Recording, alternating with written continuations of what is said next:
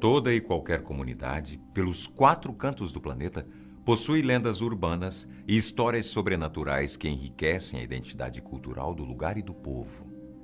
E as lendas urbanas, muitas vezes, nascem no imaginário das pessoas e surgem para amedrontar ou dar uma lição importante para as crianças. A grande questão é que nem mesmo os adultos conseguem não se impressionar com algumas histórias de fantasmas, criaturas perversas e vingativas, energias carregadas, coisas negativas e possíveis ameaças que são invisíveis aos nossos olhos. Você aí, acredita que as lendas urbanas podem ser verdadeiras? No vídeo de hoje, nós vamos te contar 2 casos intrigantes que desafiam a realidade conhecida pela maioria das pessoas. Para garantir o anonimato dos entrevistados, as histórias a seguir são contadas usando nomes fictícios.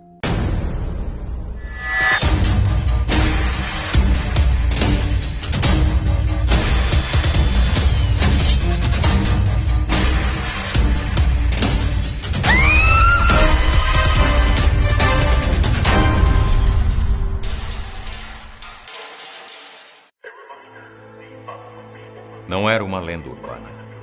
Nós vimos acontecer. Apartamento 84, Santos, São Paulo, 2002. Ana Maria, hoje com 23 anos, morava em uma rua muito tranquila num bairro nobre da cidade de Santos, no 6º de 9 andares de um prédio. A história que ela resolveu contar não marcou somente a sua infância, mas aterrorizou todas as pessoas do bairro em que ela vivia. Em 2002, Ana Maria tinha 8 anos e cresceu ouvindo as histórias assustadoras e lendas urbanas que as crianças contavam. Algumas ela tem certeza que eram pura invenção, já outras ela não duvida da veracidade. Ela conta que quase todos os dias as crianças dos prédios ao redor se encontravam na rua para brincar e ela estava sempre incluída nos encontros. Como a rua não tinha muito movimento, as crianças estavam sempre de um lado para o outro, contando as tais histórias, e para elas isso dava um ar de mistério e emoção nas aventuras. Mas o que Ana Maria e os colegas viram acontecer no 8º andar do seu prédio não foi inventado. Não era mais uma história das crianças ou lenda urbana. Eles viram acontecer. No 8º andar do prédio de Ana Maria, no apartamento 84, vivia uma médica jovem, de 30 e poucos anos, que não era casada, não tinha filhos e, pelo que os vizinhos e os funcionários falavam, também não ficava muito em casa. Como toda mulher vaidosa, a médica tinha um perfume que era como a sua marca registrada. E esse é um detalhe muito importante na história. Lembre-se disso. A médica tinha uma faxineira que ia até o prédio todos os dias para limpar o apartamento. O costume era de a médica deixar a chave do apartamento na portaria e, quando a faxineira terminava tudo, deixava novamente a chave com o porteiro. Num dia tão comum quanto qualquer outro, a faxineira chegou ao prédio e a chave não estava na portaria. Achando que a patroa estava de folga naquele dia, a faxineira foi até o apartamento 84, mas ninguém atendeu a porta. A mulher achou que foi apenas um esquecimento e acabou voltando para casa.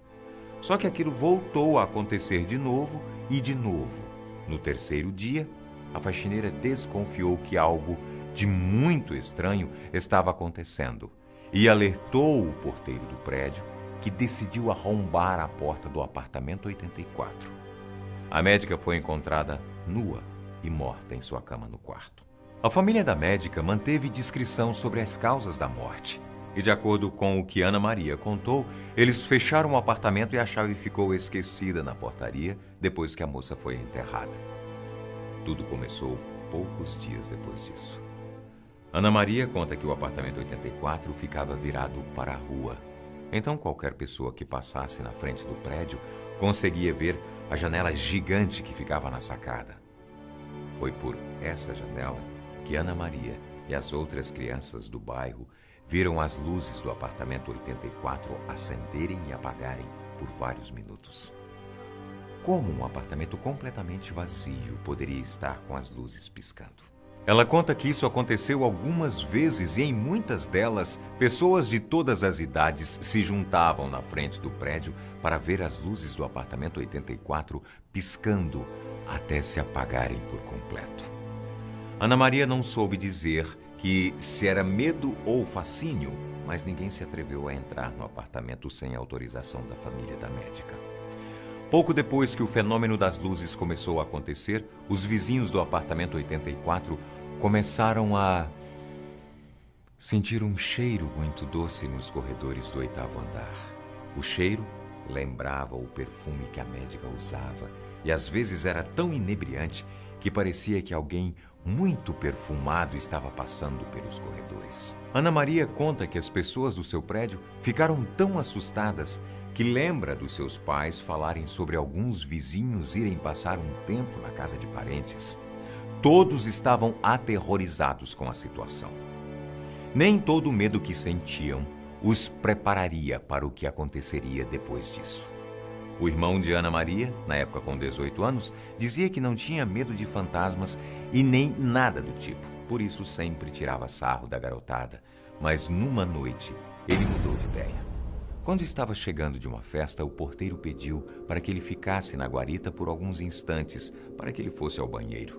O garoto não viu nenhum problema em fazer esse favor e topou. Quando estava voltando, o porteiro, de longe, perguntou para o irmão de Ana Maria se alguém havia interfonado. E antes que o garoto pudesse responder, o interfone da guarita tocou. Eles começaram a rir da coincidência, sem perceber que era o apartamento 84 que estava interfonando. Num segundo, o sorriso virou uma expressão de completo horror e eles puxaram a tomada do interfone.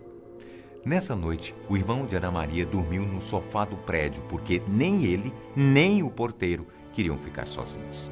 Toda aquela situação era estranha demais para ser verdade e se eles não tivessem visto com os próprios olhos, duvidariam de tudo. A esta altura, todos que moravam na rua sabiam sobre as histórias bizarras do apartamento 84 e tudo parou quando a família da médica resolveu vender o imóvel. Por coincidência ou não, a mãe de Ana Maria foi a corretora responsável pela venda do apartamento. Ela conta que nenhum dos acontecimentos fez a mãe sentir medo e que ela não acreditava em fantasmas e por isso entrou no apartamento 84 tranquilamente. No dia, pessoas de todas as idades ficaram de frente ao prédio de Ana Maria para ver se algo sobrenatural iria acontecer, mas para decepção geral não teve nada de anormal. Mesmo que nunca tenha acreditado que forças sobrenaturais estavam aterrorizando as pessoas do prédio e do bairro, Ana Maria conta que sua mãe sentiu uma energia muito pesada enquanto permaneceu dentro do apartamento 84. O espírito da médica estava assombrando o 8º andar? Jardim de Pedras, Joinville, Santa Catarina, 2001. Walter tinha entre 11 e 12 anos quando o episódio aconteceu e hoje, com quase 27, ele consegue se lembrar nitidamente de todos os detalhes da história. Na época, Walter morava com a sua família em Joinville, numa casa simples e com espaço externo bem grande. O quarto dele ficava na parte da frente da casa. Tinha uma janela muito grande e um canteiro com plantas decorativas e pequenas pedras brancas, como estas. Por muitos dias, Walter ficava acordado até tarde para assistir clipes musicais na TV que tinha no seu quarto. Ele sempre ouvia um barulho nas pedras no canteiro, debaixo da janela, como se houvesse alguma coisa caminhando sobre elas. Mas nunca deu muita atenção ao barulho porque imaginava serem os cachorros da casa. Mas o que deixou o Walter realmente impressionado foi o que pela manhã haviam pedras empilhadas no canteiro desse modo. Intrigado com aquilo, Walter contou para o pai o que estava acontecendo, mas não teve a atenção que esperava e também não se contentou com a explicação do pai, que diz que algum animal poderia ter cavado a terra e empilhado as pedras. Ainda mais curioso sobre como aquelas pedras estavam sendo empilhadas tão minuciosamente, Walter resolveu fazer um teste. Numa noite de sábado, ele levou os cachorros para dentro de casa, para garantir que não seriam eles andando pelas pedras. Como de costume, Walter ficou assistindo TV e pouco depois das 23 horas começou a ouvir o ruído familiar das pedras. Lentamente, Walter se levantou e foi até a porta de trás da casa, que ficava a uns 2 metros do canteiro da janela. Ele conta que todo o seu corpo congelou no momento em que ele viu o que estava causando o barulho. No meio das plantas no escuro, Walter viu uma figura pequena, medindo mais ou menos 30 centímetros, com braços que iam até o chão e tinham o aspecto de ser mole demais, como se não tivesse ossos. A cabeça era pontiaguda e lembrava um chapéu, mas ele diz ter certeza que era uma parte do corpo da criatura. Os olhos eram bem grandes e tinham uma cor meio avermelhada num tom escuro. Quando Walter finalmente saiu do estado de choque e deu mais alguns passos para se aproximar do canteiro, a criatura olhou diretamente para ele. Agitou os braços muito rápido e sumiu no escuro.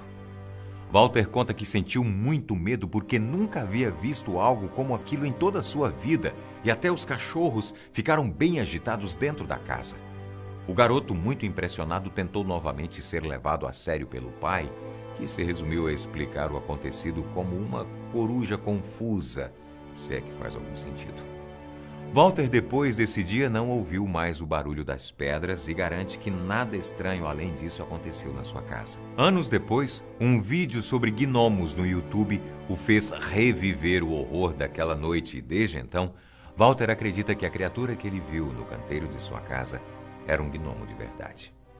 Bem, este foi o vídeo de hoje. Pode ter certeza que os próximos guardam muito mais mistérios para vocês. Até lá. Espero vocês.